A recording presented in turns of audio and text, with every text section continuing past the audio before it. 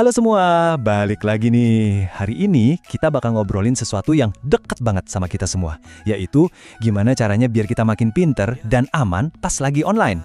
Udah siap jadi penjelajah digital yang jago? Oke, ayo kita mulai. Coba deh, pikirin dulu, konten apa sih yang paling sering kamu lihat? Mungkin video-video lucu di TikTok, atau foto-foto estetik di Instagram, atau jangan-jangan lagi asik mabar sama teman-teman. Apapun itu, faktanya dunia digital emang udah jadi bagian hidup kita banget kan? Nah, ini dia peta perjalanan kita hari ini. Kita bakal bahas 4 hal penting. Pertama, kita cari tahu di mana aja sih kita nongkrong online. Terus, gimana cara nyeimbanginnya? Ketiga, cara ngelindungin info-info berharga kita. Dan terakhir, kita bakal bikin kunci rahasia biar semuanya aman. Oke, kita mulai dari bagian pertama ya. Kita bakal lihat tempat-tempat yang kita datangin setiap hari di dunia maya. Dan ternyata, tempat-tempat ini tuh mirip banget loh sama tempat kita ketemuan di dunia nyata. Coba deh bayangin, kalau di dunia nyata kita kan punya sekolah atau taman buat kumpul bareng teman. Nah, di dunia maya kita punya Instagram, TikTok, sama grup-grup WhatsApp. Inilah yang namanya ruang publik virtual kita. Tempat kita ngobrol, sharing, dan nyambung satu sama lain. Jadi intinya sih, ruang publik virtual itu adalah lingkungan online yang bikin kita semua bisa berinteraksi tanpa harus ada di satu tempat yang sama. Keren ya?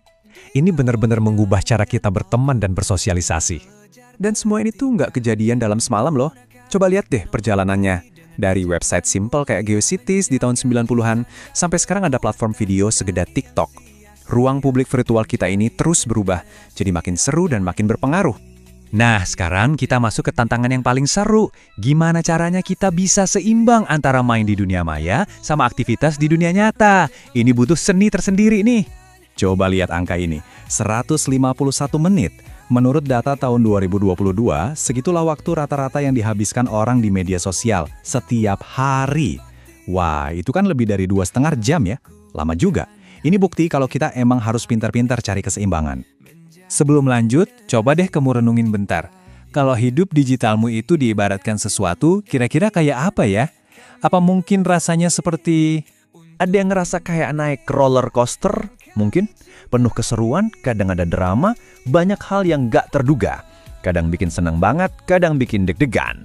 Atau jangan-jangan malah kayak lagi di pesta yang super rame. Kamu bisa ketemu banyak banget orang, nemuin hal-hal baru yang seru, tapi kadang saking ramenya jadi berisik dan bikin capek juga. Keduanya gambaran yang pas banget kan? Nah, makanya menyeimbangkan semua ini tuh penting banget. Kalau kelamaan di depan layar, kita bisa jadi gampang stres, susah tidur, mata jadi capek, bahkan postur badan bisa jadi jelek. Keseimbangan itu kunci biar kita bisa nikmatin dunia digital tanpa ngorbanin kesehatan kita. Oke, lanjut. Sekarang kita bakal ngobrolin cara ngelindungin aset kita yang paling berharga di dunia digital. Anggap aja informasi pribadimu itu kayak harta karun, harus dijaga baik-baik. Hal pertama yang wajib kita tahu adalah bedanya info publik dan info privat. Misalnya, hobi atau musik favorit kamu. Wah, itu sih aman buat di-share. Itu info publik. Tapi, nama lengkap, nomor telepon, alamat rumah, apalagi nama ibu kandung. Nah, itu semua informasi privat. Sangat-sangat pribadi dan harus dijaga ketat. Kenapa sih ini penting banget? Soalnya, resiko terbesarnya itu pencurian identitas. Ini bukan cuma istilah serem doang ya, tapi beneran ancaman nyata kalau data pribadi kita jatuh ke tangan orang yang salah. Dan jangan salah, ini bukan main-main. Kalau identitasmu dicuri, mereka bisa aja nguras uang di rekening, bikin akun palsu pakai namamu buat nipu orang, atau bahkan melakukan kejahatan atas namamu. Serem kan? Makanya, ngelindungin harta karun kita itu harga mati. Terus, gimana dong cara ngelindungin harta karun kita? Jawabannya, kita butuh kunci utama yang super kuat.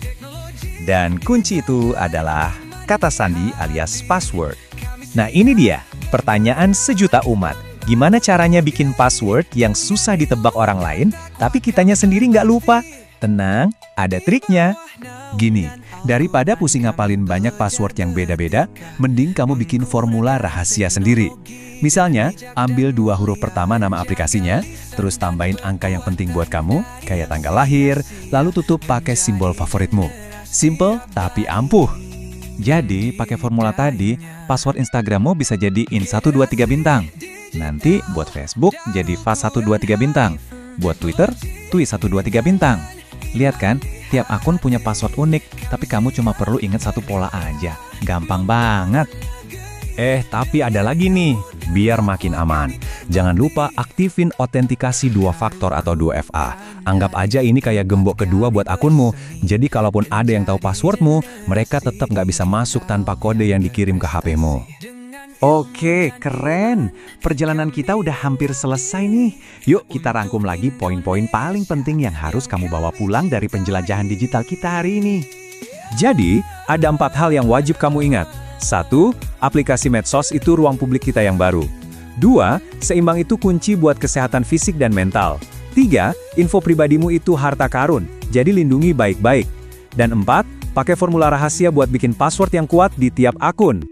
Nah, sebagai penutup, aku mau kasih kamu satu tantangan. Coba pikirin deh, dari semua yang kita bahas barusan, ada satu kebiasaan kecil apa yang bakal kamu ubah. Mulai hari ini, biar hidup digitalmu jadi lebih seimbang dan lebih aman. Coba direnungkan ya. Sampai ketemu di pembahasan berikutnya.